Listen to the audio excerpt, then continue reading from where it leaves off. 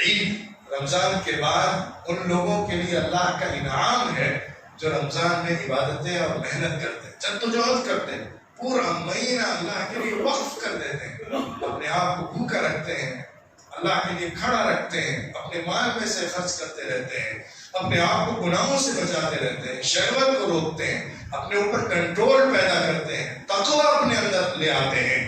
ایسے لوگوں کو اللہ کی طرف سے ایک انعام کا دن ملتا ہے جو اللہ کی طرف سے انعام ہوتا ہے، اور اللہ رب العزت اس دن ان کے لیے جنت کو تیار کرتا ہے، ان کو جنت میں مقامات ان کے لیے طے فرماتا ہے. اور پھر جب وہ مسجدوں کے لیے عیدگاہ کی طرف نکلتے ہیں تو فرشتے آ کر ان سے سلام کرتے ہیں، مسافے کرتے ہیں، معانقے کرتے ہیں، گھر سے نظر نہیں آتے، لیکن روحانی طور پر وہ اپنے اندر جو تسکین پاتا ہے، اپنے اندر جو طمانینت پاتا ہے، اپنے اندر جو خوشی محسوس کرتا ہے، اور عبادتوں کے بعد اللہ کی رضا کے نتیجے میں، اللہ کی خوشنودی کے نتیجے میں اس کے اندر جو انبساط کی کیفیت ہوتی ہے، فرحت کی کیفیت ہوتی ہے، لذت ہوتی ہے، دل کی، سکون کی، وہ اس کا وہ انعام ہے جو اللہ نے اس کا فرمایا ہے.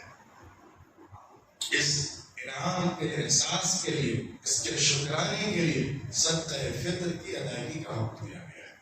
اور دوسرا ایک مقصد اس خوشی میں اپنے ان بھائیوں کو شریک کرنے کے لیے کہ جن کے پاس اس دن بھی کھانے پینے کا نظم نہ ہو، ان کے ہاں بھی نظم ہو جائے. اس سوچ کو ڈیولپ کرنا اور اپنے برادرہڈ کو، بھائی چارگی کو فروغ دینے کے لیے اللہ رب العزت نے حکم دیا ہے. رسول اللہ صلی اللہ علیہ وسلم نے اس کے بارے میں صراحت سے حکم ارشاد فرمایا ہے کہ تم صدقہ فطر ادا کرو.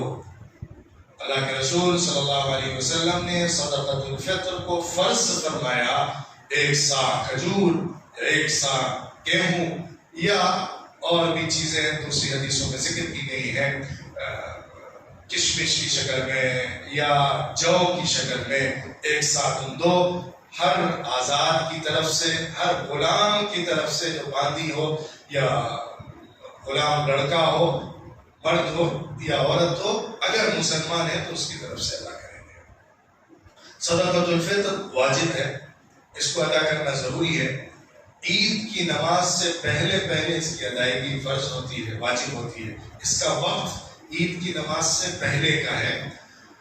فرض کب ہوتا ہے صدقۃ الفطر؟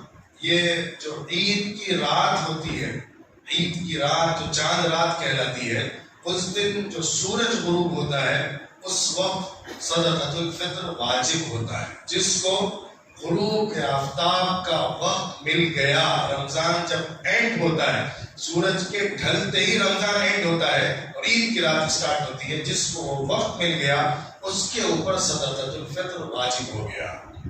امام شافعی رحمۃ اللہ علیہ یہ تشریح کرتے ہیں اور جو فرض ہوتا ہے صدقۃ الفطر اس کا وقت یہ بتاتے ہیں. امام ابو حنیفہ رحمۃ اللہ علیہ فرماتے ہیں کہ صدقۃ الفطر واجب ہوتا ہے صبح صادق کے وقت. جس کو رمضان کے گزرنے کے بعد، عید کی رات ہو جانے کے بعد صبح صادق کا وقت ملتا ہے، اس کے اوپر صدقۃ الفطر واجب ہوتا ہے. ان دونوں کا فرق کیسے ہوگا؟ اگر مثال کے طور پر ایک آدمی ہے جو عید کی رات میں انتقال کر گیا، مغرب کے بعد عشاء میں دیر رات میں اگر اس کا انتقال ہو گیا، تو امام شافعی رحمۃ اللہ علیہ کہتے ہیں اس کی طرف سے صدقۃ الفطر ادا کرنا ضروری ہوگا. امام ابو حنیفہ رحمۃ اللہ علیہ کہتے ہیں کہ اگر اس کو صبح صادق کا ٹائم نہیں ملا تھا عید کے دن کا، اس سے پہلے وہ دنیا سے چلا گیا، تو اس کے اوپر صدقۃ الفطر واجب نہیں ہوا. لہٰذا یہ فرق پڑے گا. اسی طرح کوئی آدمی نیا مسلمان ہو گیا ہے، کوئی بچہ بالغ ہو گیا ہے رات میں، تو ان دونوں کے اعتبار سے یہ فرق پڑ جائے گا. امام شافعی رحمۃ اللہ علیہ کے رات سے وجوب شروع ہو جاتا ہے، یعنی صدقۃ الفطر واجب رات سے مغرب کے وقت سے ہی ہو جاتا ہے. امام ابو حنیفہ رحمۃ اللہ علیہ کے یہاں صبح صادق سے ہوتا ہے. لیکن بہرحال صدقۃ الفطر پورے رمضان میں ادا کرنا جائز ہے. آخری دن اور عید کی رات میں ہی دینا ضروری نہیں ہے، پہلے کسی بھی دن انسان دے سکتا ہے صدقۃ الفطر کی نیت کے ساتھ. صدقۃ الفطر ہے کتنا؟ صدقۃ الفطر یہ 1 سا دینا ہے. 1 سا کتنا ہوتا ہے؟ یہ 5 لتر اور 1 تہائی لتر. بغدادی تقسیم جو تھی جو کیلکولیشن تھا اس کے اعتبار سے ہوتا ہے. اس کی قیمت کلو گرام کے اعتبار سے کتنی بنتی ہے یہ تھوڑا سا اختلاف کا موضوع رہا میجرمنٹ کے اعتبار سے. امام شافعی رحمۃ اللہ علیہ اور دوسرے حضرات کہتے ہیں کہ 5.1 جو رطل ہے وہ 1 صاع بنتے ہیں، جبکہ امام ابو حنیفہ رحمۃ اللہ علیہ کہتے ہیں کہ 8 رطل جو ہے وہ 1 صاع بنتے ہیں.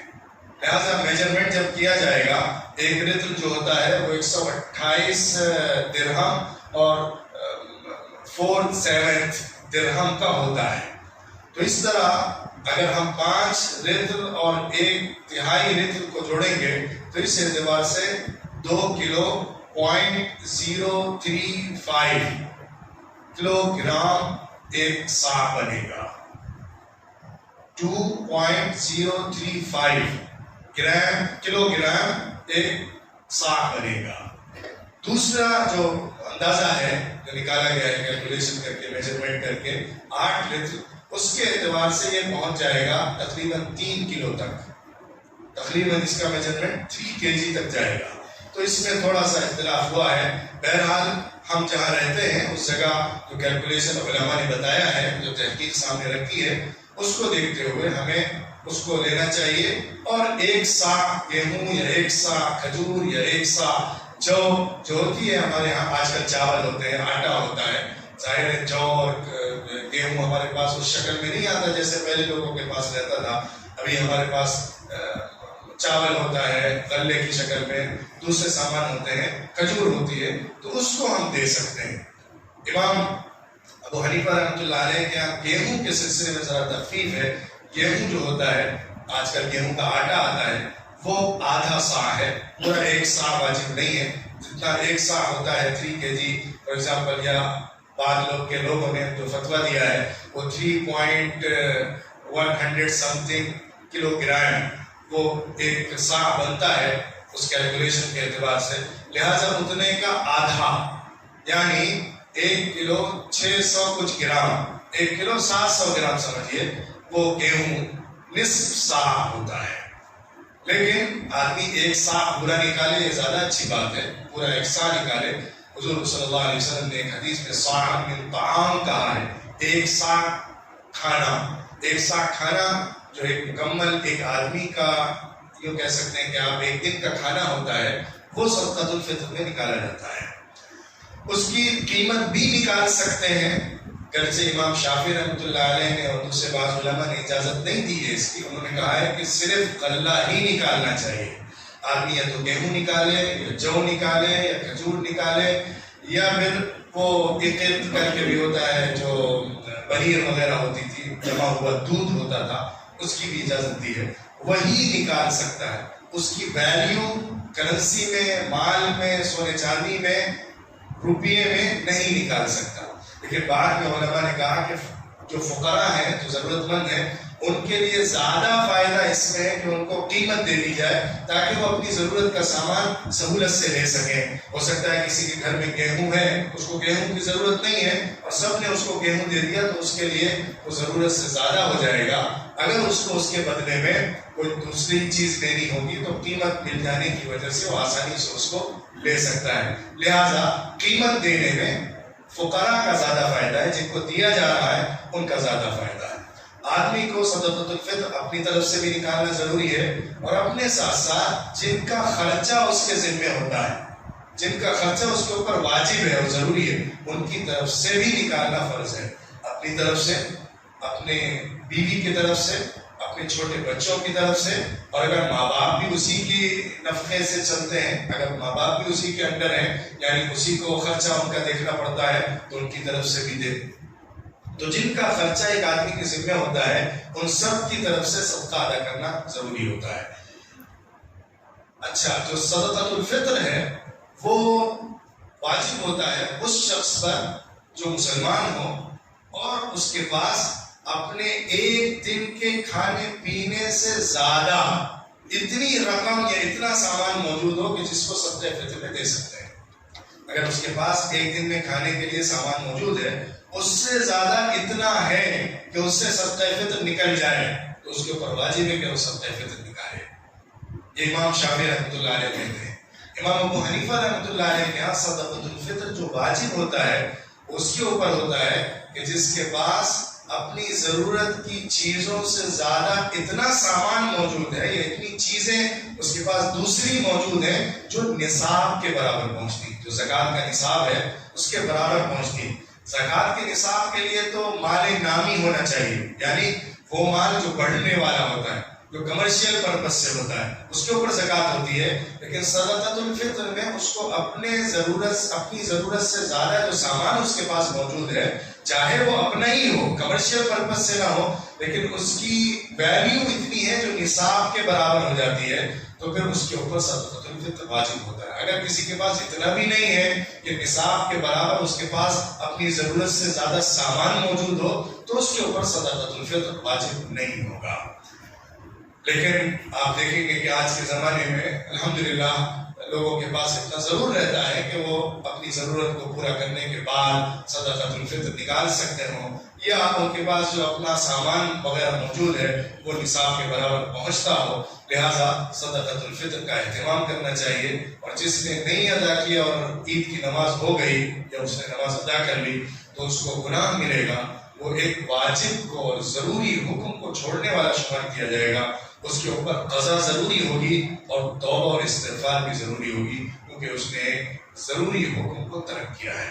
لہٰذا عید سے پہلے صدقہ فطر بھی ادا کرنا، ان لوگوں کی فکر کرنا کہ جو لوگ عید کی خوشیاں ہماری طرح نہیں منا سک رہے ہیں، ان کے گھروں میں بھی عید کی خوشی آ جائے، ان کے بچے بھی عید کی خوشی میں شریک ہو جائیں، ان کے گھر بھی اس دن کھانے پینے کا اچھا نظم رہے، وہ بھی اچھے کپڑے پہن سکیں، وہ بھی اچھے تیار ہو سکیں اور عید کے تہوار، عید کی خوشی کو منا سکیں، اور اس دن وہ بھی خوش ہو سکیں جیسے دوسرے لوگ خوش ہو رہے ہیں۔ اس فیلنگ کو اپنے اندر پیدا کرنا، اس احساس ذمہ داری کے ساتھ ان لوگوں تک اپنا مال پہنچانا جو ضرورت مند ہے، ہمارے اوپر فرض اور ضروری ہے۔ اللہ رب العزت ہم سب کے رمضان کو قبول فرمائے، عبادتوں کو قبول فرمائے، رمضان کے اثرات کو ہماری زندگی میں پیدا فرمائے، اور رمضان المبارک کی جو برکتیں، جو نورانیت ہے، وہ سارا سال ہمارے اوپر سایہ فگن رہے۔ اور رمضان المبارک کے بعد جو عید آ رہی ہے، اللہ ہم سب کے لیے وہ خوشی کی عید بنا دے، ایسی عید بنا دے کہ جس کے ذریعے سے ہمارے لیے آگ سے خلاصی بھی طے ہو گئی ہو، جنت کا سرٹیفکیٹ بھی مل گیا ہو، اور اللہ ہمارے لیے، ہمارے خاندان کے لیے، ہمارے بیوی بچوں کے لیے، ہمارے عائشہ کے لیے اس کے ذریعے سے تیری طرف سے خیر کے فیصلے ہو گئے ہوں، سب کو مغفرت مل گئی ہو، سب کو تیری طرف سے نجات نصیب ہو گئی ہو۔